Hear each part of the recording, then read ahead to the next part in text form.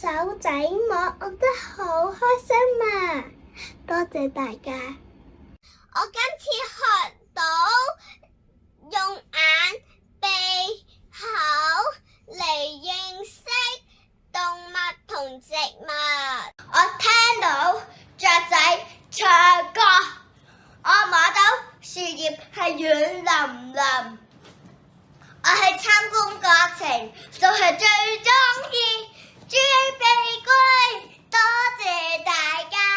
我仲看見了洋紫荊，佢嘅樹葉好似蘋果咁，而且佢係在泥土生長，仲有佢嘅花朵好漂亮。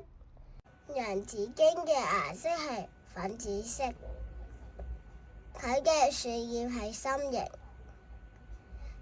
我好鍾意佢。多謝大家。見到綠色嘅蛇，有灰黑色嘅豬鼻龜，然後去咗遊樂場，玩咗凹凹凸凸嘅滑梯，非常好玩。雖然去唔到玫瑰園，但係我都聞到公園嘅花香味。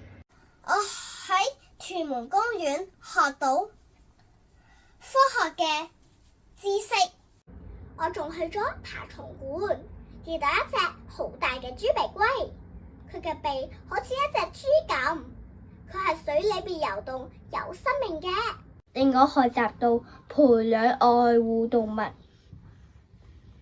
豬鼻龜係游動嘅，佢嘅鼻好大，嘅鼻窿都好大嘅。我學到植物同埋動物都有生命，我要愛護佢哋。老師又帶咗我哋去遊樂場嗰度敲擊，多謝老師教導我哋去屯門公園嗰度參觀，仲有家長義工照顧我哋。